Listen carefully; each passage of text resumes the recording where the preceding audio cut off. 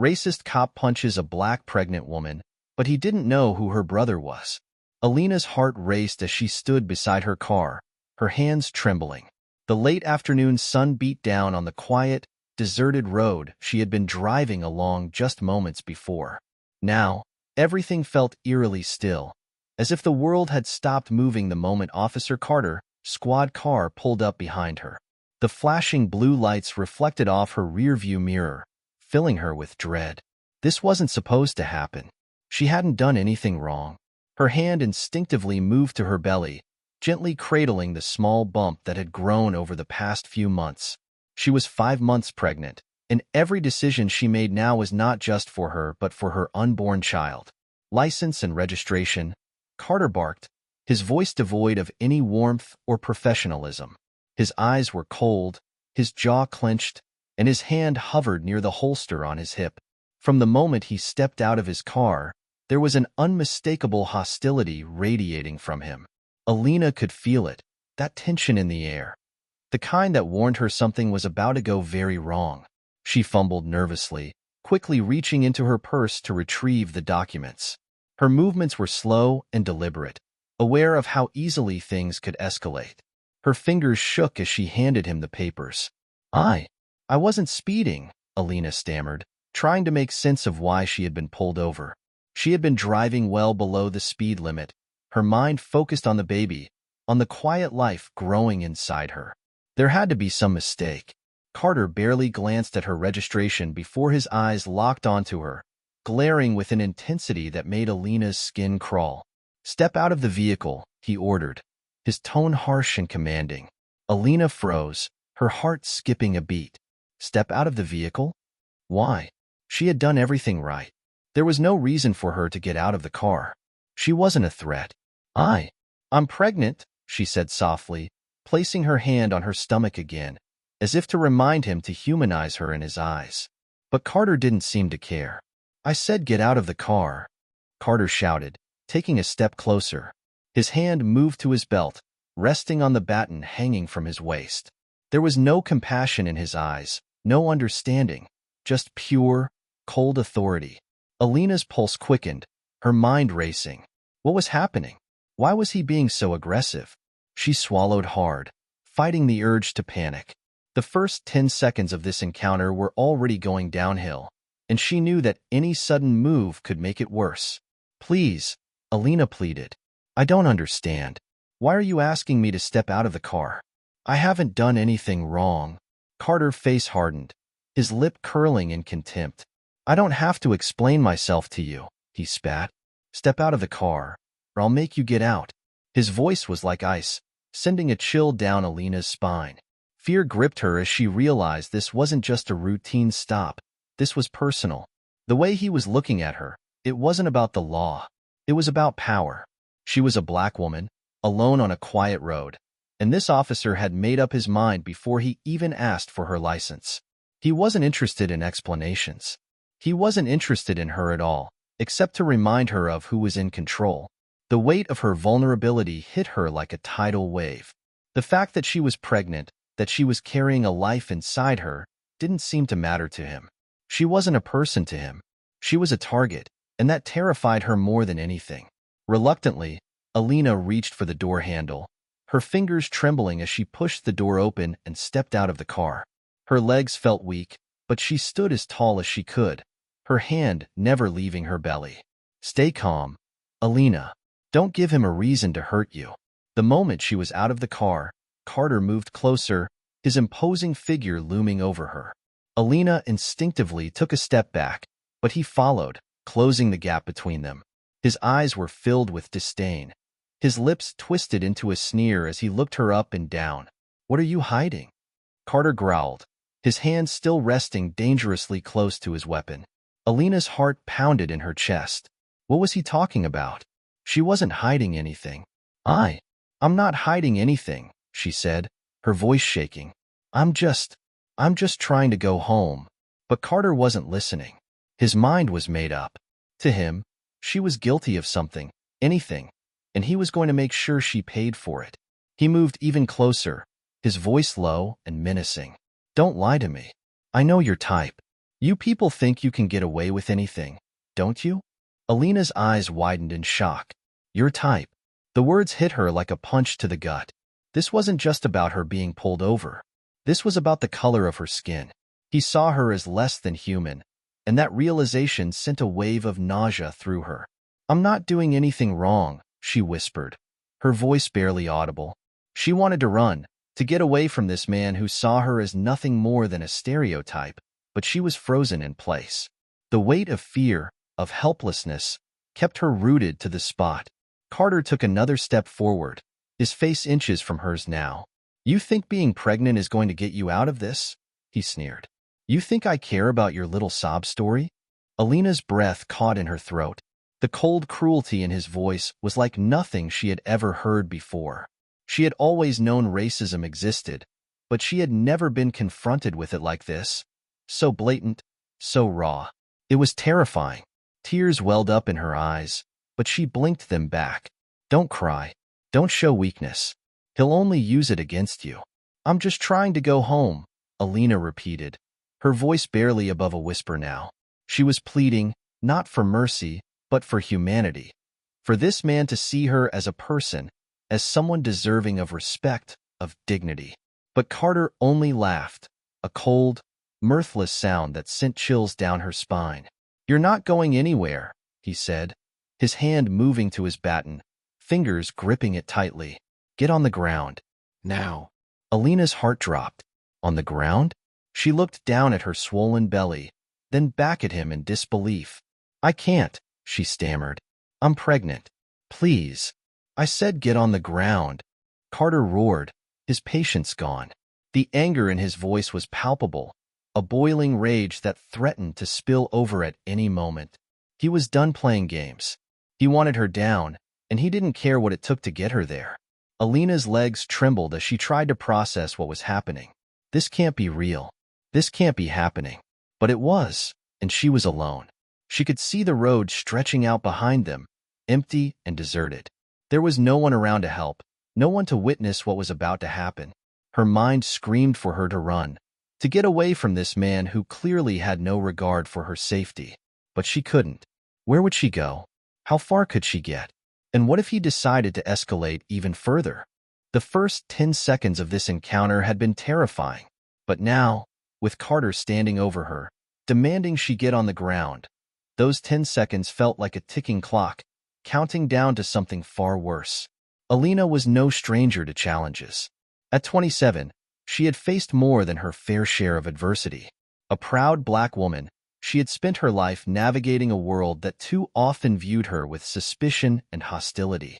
Growing up in a working-class neighborhood, Alina had learned resilience from her mother, a single parent who worked tirelessly to provide for her children. Her mother always told her, Alina, you're going to have to work twice as hard to get half as far. But don't ever let that stop you. Those words had become her mantra.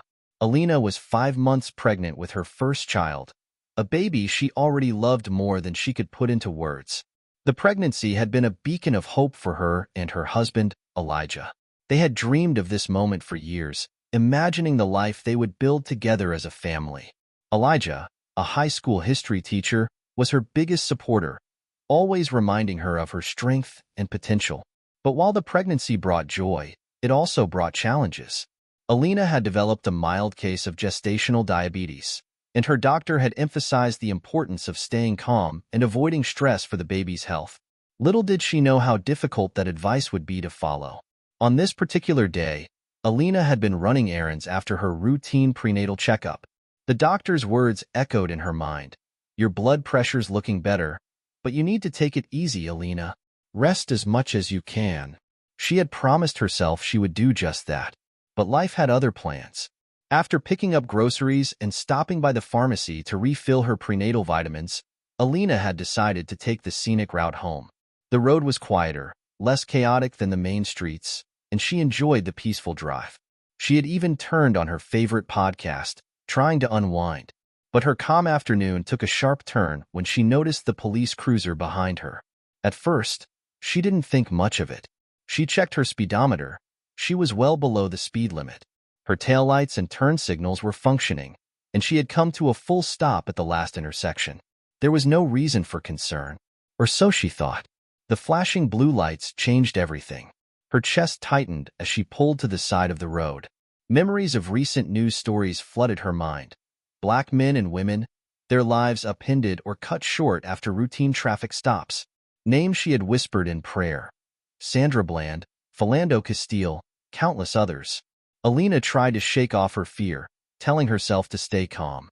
Just comply, she thought. Be polite. This will be over soon. Her car rolled to a stop on the shoulder, the hum of her engine fading into silence. She gripped the steering wheel tightly, feeling her heartbeat thrum in her ears. You're okay, she whispered to herself. You haven't done anything wrong. When Officer Carter approached her car, Alina's unease grew. His face was hard, his movements abrupt. She had encountered police before, but this was different. From the moment he reached her window, it was clear he had already made up his mind about her. His cold, condescending tone erased any hope she had for a respectful interaction. The world outside felt empty, as if it had shrunk to the space between her and this officer. The street, once a peaceful escape, now felt isolating, even hostile. She thought of Elijah, how he would have reassured her in moments like this, told her to breathe, to trust in her own composure. But Elijah wasn't here. She was alone, and she had to handle this on her own. Alina couldn't shake the feeling that she was being targeted. She had heard stories from friends and family about the looks, the questions, the invasive searches that felt more like accusations. She'd even experienced it herself, though never to this extent. What was it this time? Was it her car? Her complexion? The quiet road she had chosen to take? She didn't have answers, only a sinking feeling that this stop wasn't about her actions but about assumptions. As Carter, questioning, grew more aggressive, Alina thought of the baby. Every decision she made now felt magnified by the life she was carrying. She had to stay calm, stay composed, for her child. But it wasn't easy. The officer's disdainful glare, the way his hand hovered near his weapon, the sharp tone of his commands, it all pushed her closer to the edge. The weight of systemic injustice pressed down on her.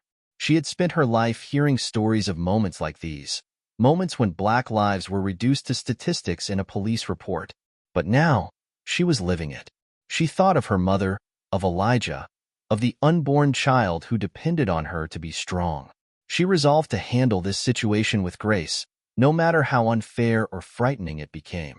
She looked Carter in the eye, determined not to show fear. But inside, she was praying for this to end before it spiraled further. She prayed for her baby, for herself, and for the strength to make it through. She had no idea that this was only the beginning of a confrontation that would test everything she had ever known about resilience and courage. Officer Carter's sharp command echoed in Alina's ears as she stood by the side of her car, her body tense and trembling. The quiet road stretched out behind them, deserted except for the flashing blue lights reflecting off her car's windows. Every muscle in her body screamed at her to run, but she couldn't. She was 5 months pregnant and acutely aware of how fragile this moment had become. "Get on the ground," Carter repeated, his voice louder and more threatening now. The menace in his tone made it clear that he wouldn't take no for an answer. His hand hovered over his baton, his fingers twitching as though he was itching for an excuse to use it. Alina's heart raced, her breaths shallow and uneven. She instinctively placed a protective hand over her belly, trying to steady herself. "Officer," she began, her voice trembling but steady. "I'm pregnant. Please, I can't get on the ground. It's not safe for me or my baby." Carter's eyes narrowed, and a sneer spread across his face. "Don't play games with me," he growled. "I said, get on the ground." Alina's mind raced, desperately searching for a way to de-escalate the situation. She had done everything right. She had complied. She had handed over her license and registration without hesitation. She had answered his questions, even as he barked at her with hostility. And yet, it wasn't enough. Her hands shook as she looked around, hoping for someone, anyone, to witness what was happening. But the road was empty. She was utterly alone. The tension between them felt like a taut wire, ready to snap at any moment. Carter took another step closer, his shadow falling over her. Alina's pulse thundered in her ears, and she fought to keep her voice calm. "I'm not resisting," she said softly. "I just want to make it home safely." "Please, officer," Carter scoffed, his expression hardening further. "You think being pregnant gives you a free pass? You think you can just do whatever you want?" His voice dripped with condescension. "You people always think you're above the law." The words hit Alina like a slap. She had heard them before, not directed at her but at others who looked like her. The implication was clear, and it stung deeply. She wanted to scream, to shout that she wasn't the person he thought she was, that she wasn't a criminal, that she was just a woman trying to get home. But she knew it wouldn't matter. He had already made up his mind. Carter's fingers tightened around the baton, and Alina's stomach churned with fear. She could feel the situation spiraling further out of control, and she didn't know how to stop it. Her baby kicked suddenly, a sharp reminder of the life she was fighting to protect. "Please, let me call my husband," she said, her voice cracking. "He's a teacher. He can come here and—" "Shut up," Carter shouted, cutting her off. The sudden outburst startled her, and she flinched. He took another step closer, towering over her. "You think I care about your excuses? You think I'm going to let you call someone to come interfere?" Alina's breathing quickened, and she felt her knees weaken. She had never been this scared in her life. Her mind flashed to the stories she had read, about people who didn't make it home after encounters like this, about mothers who never got to hold their children. The thought made her chest tighten with panic. "Last chance," Carter said, his voice low and threatening. "Get on the ground or I'll make you—" Alina swallowed hard, her eyes darting toward her phone lying on the front seat of her car. If she could just reach it, she could call for help. But the idea of moving, of making any sudden gestures, filled her with dread. She looked back at Carter, her voice barely above a whisper. "Please, don't do this." Carter smirked, a cruel glint in his eyes. He took another step closer, raising his baton slightly. Alina's heart stopped. Her survival instincts kicked in, and she took a small, tentative step back. But before either of them could move further, the sound of tires screeching broke through the tension. A black SUV sped down the road, its engine roaring as it approached. Carter turned his head sharply, momentarily distracted by the sudden arrival. The vehicle came to a halt a few feet away, and the driver's side door swung open. Out stepped a tall, imposing man in a crisp suit, his expression a mix of anger and determination. Alina's breath caught in her throat. Relief washed over her as she recognized the figure. It was her brother, Jordan. He had always been her protector, the one who stood up for her when no one else would. And now, he was here. Carter's eyes narrowed as he sized up the newcomer. "Who the hell are you?" he demanded, his voice dripping with irritation. Jordan ignored the question.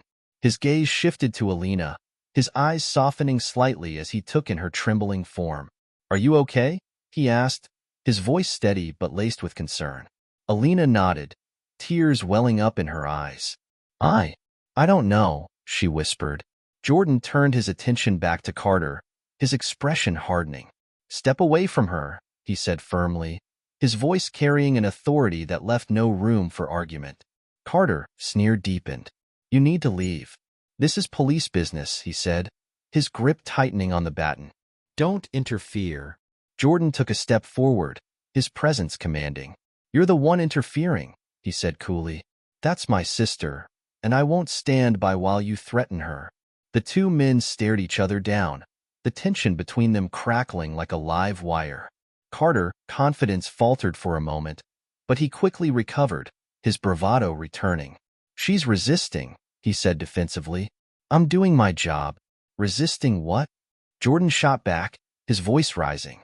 "She's a pregnant woman trying to get home. You're the one escalating this." Carter opened his mouth to respond, but the sound of another vehicle approaching cut him off. This time, it was a sleek black car with tinted windows. It pulled up behind Jordan's SUV, and the driver stepped out. The man was tall and broad-shouldered, with an air of authority that rivaled Jordan. As he walked toward the group, Carter's face paled slightly. Alina recognized him immediately. It was her father, Chief Anderson, one of the most respected law enforcement officers in the state. His presence commanded immediate attention, and Carter's bravado began to crumble. Chief Anderson's eyes swept over the scene, taking in Alina's trembling form, Jordan, protective stance, and Carter, aggressive posture. His expression hardened. "Officer Carter," he said, his voice low and firm.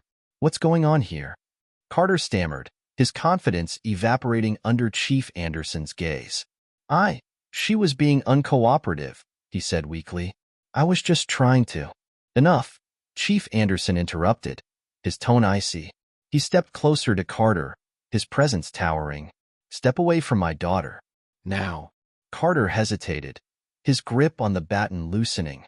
He glanced at Jordan, then back at Chief Anderson, realizing he was outmatched. With a begrudging nod, he stepped back, lowering his baton. Alina let out a shaky breath, the tension in her body finally beginning to ease. Jordan moved to her side, placing a reassuring hand on her shoulder. "You're safe now," he said softly. Chief Anderson turned to Carter, his expression hard.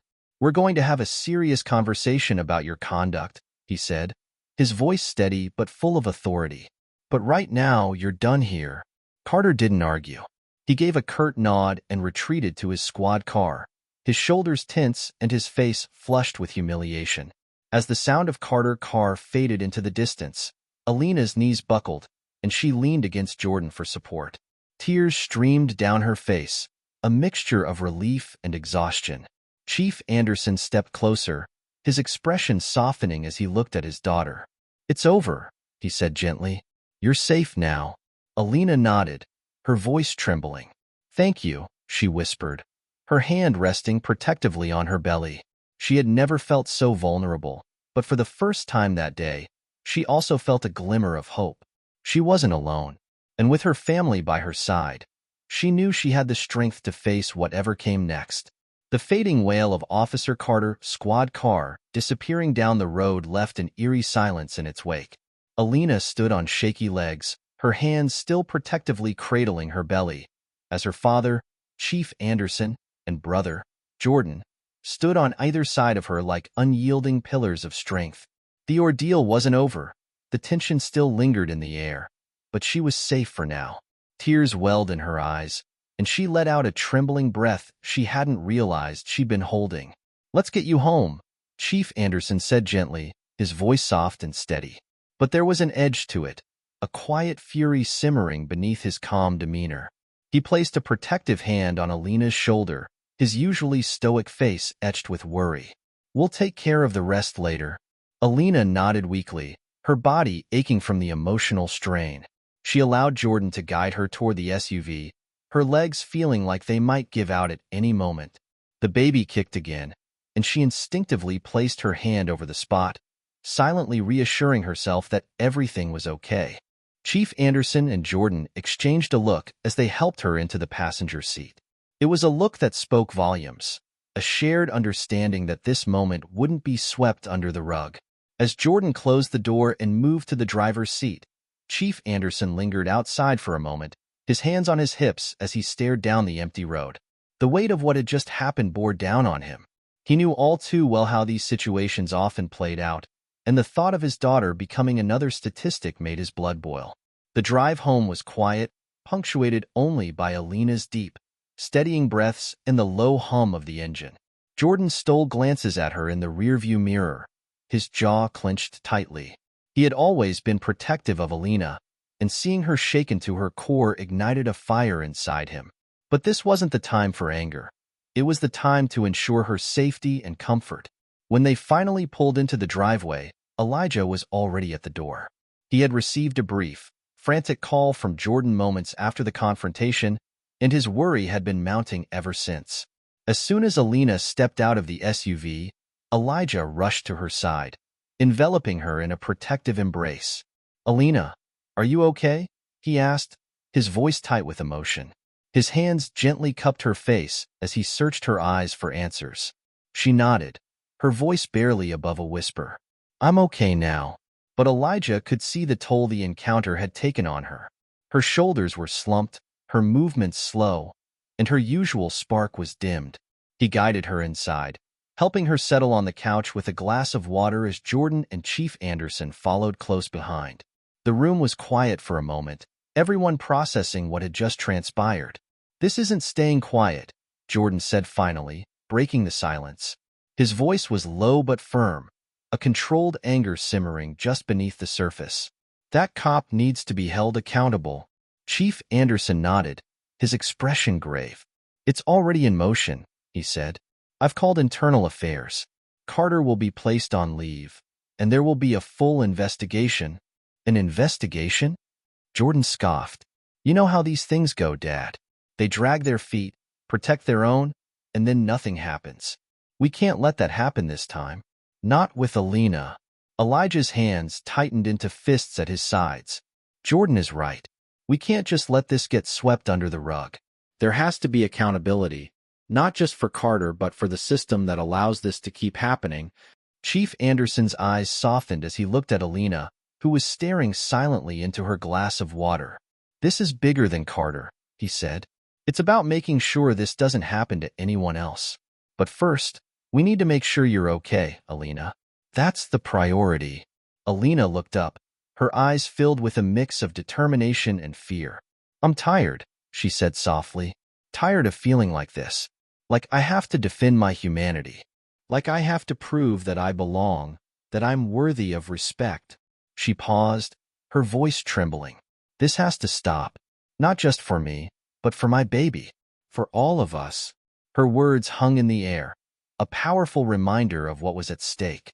The room fell silent again, each person lost in their thoughts. The following days were a whirlwind. News of the incident spread quickly, thanks to Jordan and Elijah's efforts to bring it to light. Social media posts detailing what had happened went viral, sparking outrage and calls for justice.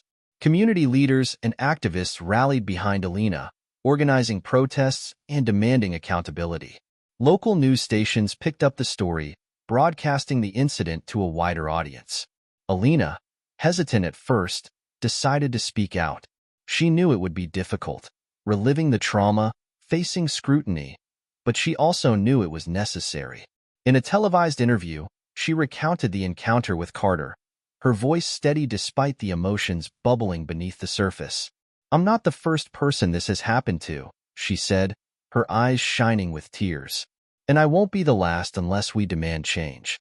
This isn't just about me. It's about everyone who has ever felt unsafe in their own skin."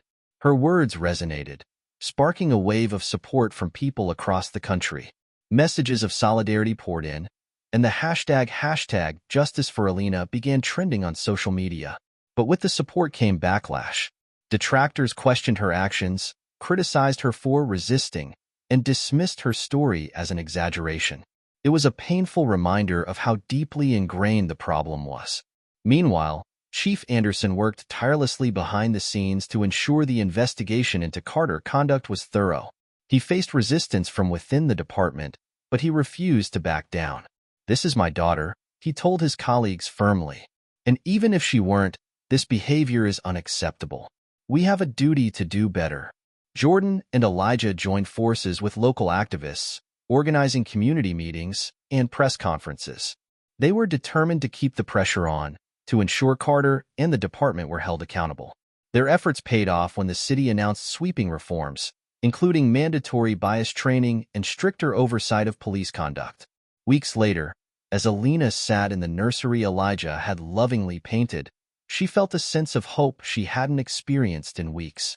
The investigation into Carter was ongoing, but he had been suspended without pay, and there was talk of criminal charges. The community's response had been overwhelming, and Alina knew she had helped spark a movement, one that would continue to grow. Elijah entered the room, placing a hand on her shoulder. "You've been so strong through all of this," he said softly. "Our baby is going to be so proud of their mom." Alina smiled, resting her hand on her belly. "I just want them to grow up in a world where they don't have to live in fear, where they're seen for who they are, not what they look like." "We're going to make sure of that," Elijah said firmly. Together, as Alina leaned into his embrace, she knew the fight wasn't over. But for the first time in weeks, she felt a glimmer of peace. She wasn't alone in this battle. She had her family, her community, and a growing movement behind her. And together, they would keep pushing for change, one step at a time. Months had passed since that fateful day on the deserted road, but for Alina, the memories remained vivid. The confrontation with Officer Carter had shaken her to her core, but it had also awakened something deeper within her. It was no longer just about surviving the moment. It was about creating a future where her child would never have to endure the same fear and indignity she had faced. Sitting in the rocking chair of her nursery, Alina cradled her newborn daughter, Nia, whose tiny hand rested against Alina's chest. The soft coos and gentle weight of her baby brought Alina a peace she hadn't felt in a long time. Nia was her reason for everything now, her strength, her determination, her hope. The weeks following the incident had been a whirlwind of activity. The investigation into Officer Carter had resulted in criminal charges for misconduct and excessive force. His trial was pending, but his suspension from the force had sent a clear message that his behavior would not be tolerated. It wasn't just about Carter, though. His actions had exposed systemic failures that could no longer be ignored. Chief Anderson, true to his word, had taken a public stand for reform within the police department. His efforts had been met with resistance, but he had pressed forward, implementing mandatory de-escalation training and establishing a civilian oversight board. "This is just the beginning," he had told the press during a heated council meeting. "We have to rebuild trust, and that starts with accountability." Alina's story had become a rallying cry. The hashtag Justice for Alina had trended for weeks, sparking conversations about racial bias, police reform, and the safety of Black mothers.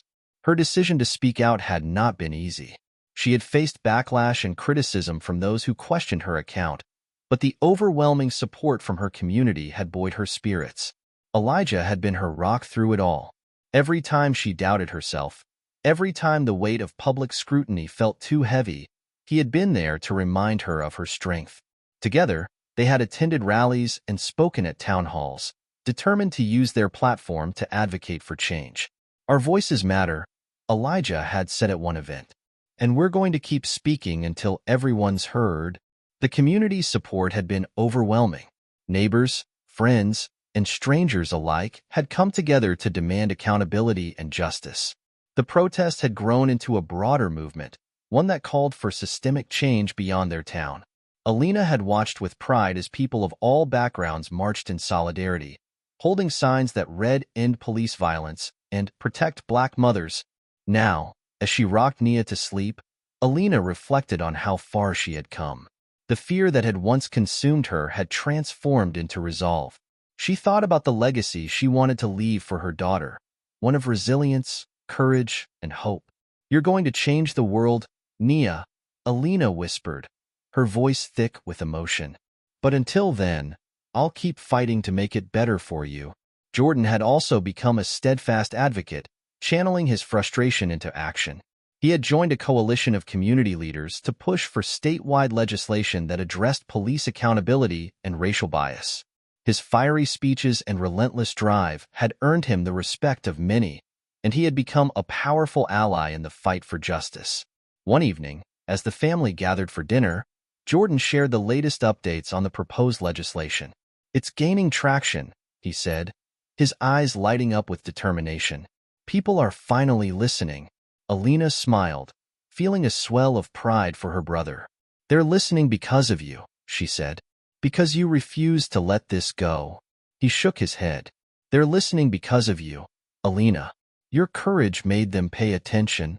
The conversation shifted to lighter topics as they shared a meal, but the undercurrent of their discussion remained clear. The fight wasn't over. They had achieved important victories, but there was still so much work to be done.